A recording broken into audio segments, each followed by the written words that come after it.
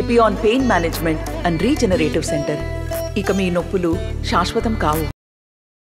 Congress party MP ticket కేటాయింపు విషయంలో మాదేవులకు అన్యాయం చేసిందని ఆ పార్టీ సీనియర్ నేత మాజీ మంత్రి మోత్కుపల్లి నరసింహులు ఉన్నారు. ప్రస్తుతం మనతో పాటు మోత్కుపల్లి నరసింహులు ఉన్నారు. వారితో మాట్లాడదాం. సార్, మీరు ఇప్పుడు కాంగ్రెస్ పార్టీలో ఉన్నారు, సీనియర్ నాయకులుగా ఉన్నారు. ఇప్పుడు కాంగ్రెస్ పార్టీకి వ్యతిరేకంగా మాట్లాడుతున్నారు. కాంగ్రెస్ పార్టీకి నష్టం కలిగించదా? మనిషిని కాదు, పార్టీని బతికిచ్చే ప్రయత్నం చేస్తున్నా. ఎస్సీ ఎస్టీ బడుగు బలహీన వర్గాలకు వ్యతిరేకంగా పొమ్మని సోనియా గాంధీ, రాహుల్ గాంధీ, ప్రియాంక గాంధీ ఎవరు చెప్పరు. కానీ ఈయన మాత్రం ఎస్సీ ఎస్టీ బడుగు బలహీన వ్యతిరేకంగా నిర్ణయాలు చేస్తున్నారు. 80 లక్షలు ఉన్న మాదిగలని రాజకీయంగా బొందబెట్టే ప్రయత్నం చేస్తున్నారు. వాళ్ళని లేకుండా చేస్తున్నాడు. పార్లమెంటుకు ఒక్క మాదిగోడు పోకుండా అడ్డం పడుతున్నాడు. దీనికి వ్యతిరేకంగా నేను మాట్లాడుతున్నాను తప్ప నేను పార్టీకి వ్యతిరేకమైన మాట్లాడుతున్నా. పార్టీ నిర్ణయం అంటే ఎట్లుండాలి? అన్ని కులాలకు న్యాయం చేసేదే పార్టీ. వ్యక్తిగతం ఎట్లుంటుంది? ఇవన్నీ సొంతం కోసం మాట్లాడుకుంటూనే వ్యక్తిగతం. ఇప్పుడు రేవంత్ రెడ్డి గారు తన సొంతం కోసం చేసుకుంటున్నారు. రెడ్డి కులస్తులు 11 ఉంటే మొత్తం ఆయన కులానికే పెట్టుకున్నాడు. మరి చూడండి, మీరు చెప్పండి. పోనీ విలేకరులు ఒకటే కులం బతుందా? ఓట్లు ఎవరు వేశారు? పేదోడు వేశాడు. సీట్లు ఎవడు పంచుకుంటున్నాడు? ఆయన కులస్తులు పంచుకుంటున్నారు. అదే ఆయన ముఖ్యమంత్రి రాష్ట్రానికి. గతంలో మీరు దీక్ష చేపట్టారా? కాంగ్రెస్ పార్టీ నుంచి ఎలాంటి స్పందన రాలే. ముందు మీ కార్యాచరణ ఏ విధంగా ఉండబోతుంది? ఇంకోవైపు ఎంఆర్పీఎస్ అధ్యక్షుడు మందకృష్ణ మాదిగ బీజేపీకి సానుకూలంగా ఉన్నారు. మీరు కాంగ్రెస్ పార్టీలో ఉన్నారు. మీరు ఉమ్మడిగా ఏ విధంగా పనిచేస్తారు? నేను ఏ పార్టీలో చేరను. కానీ మరి రేవంత్ రెడ్డి గారు రియలైజ్ కాకపోతే, క్షమాపణ చెప్పకపోతే, మమ్మల్ని పిలవకపోతే మేము రేపు గెలవడానికి వీలయ్యే పార్టీ ఏది ఉంటే దానికి సపోర్ట్ చేయాల్సి వస్తుంది. తప్పదు. అది దాంట్లో తప్పదు. అది చూద్దాం. ఇంకోవైపు కడియం కావ్యకు టికెట్ ఇచ్చారు. దాన్ని ఏ విధంగా చూస్తారు?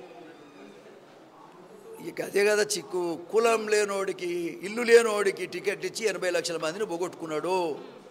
80 లక్షల మందిని పోగొట్టుకున్నాడు. ఇవాళ ఒక్క శ్రీహరి చేయబట్టి 80 లక్షల మంది మాదిగోళ్లను ఇలా పోగొట్టుకున్నాడు. దానివల్ల ఎంత నష్టం వస్తుందో ఆయన ఆలోచన చేసుకోవాలి. ఇది పద్ధతి కాదనేటువంటి అభిప్రాయమే నేను వ్యక్తం చేస్తున్నా. మాదిగ జాతిని అవమానపరిచిండు, అవహేళన చేసిండు. నేను ఇంత పెద్ద సీనియర్ నాయకుడున్న పార్టీలో లేకున్నా పిలుస్తారు. జనరల్గా రాజకీయ నాయకులు సలహాలు తీసుకుంటారు. నేను పార్టీలో ఉన్నా, మమ్మల్ని లెక్కే చేసింది లేదు. నేను అపాయింట్మెంట్ అడిగితే అపాయింట్మెంట్ ఇచ్చింది లేదు. 6 గంటలు ఆయన పక్క పేషీలో కూర్చున్నా నేను. అయినా ఇంటర్వ్యూ ఇవ్వలే ఆయన. అది ఆయన. కాంగ్రెస్ పార్టీ మీపై షాకోజ్ నోటీసులు పంపిస్తే ఏం చేస్తారు? ఏ విధంగా? నేనేం చేయను, గిట్టినే మాట్లాడుతూనే ఉంటా. నా బిడ్డవు, నువ్వు మంచిగా ఇంటర్వ్యూ చేయి, పంపి జనానికి. ఇప్పుడు పూర్తి మద్దతు ఎవరికి ఉంటుందంటారు?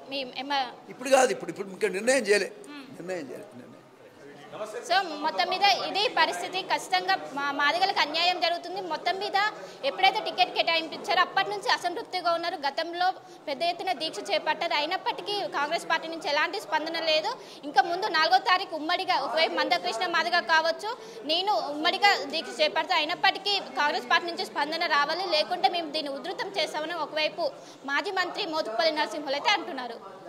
కెనపర్సన్ సూరత కలిసి శిల్పా RTV హైదరాబాద్. నమస్తే అండి. ఇది వ్యాపారం గురించి కాదు, ఓటు గురించి. ఎన్నికల్లో ఓటు వేయడం మన హక్కు మాత్రమే కాదు, కర్తవ్యం. ఎంతో మంది మహా నేతలు శ్రమించి ప్రాణత్యాగం చేసి ఈ అవకాశాన్ని మనకిప్పించారు. అందరూ ఓటు వేద్దాం. ఎందుకంటే ఓటు హక్కు ఊరికే రాదు. నా ఓటు ఎవరికో తెలుసా? అది సీక్రెట్ అండి.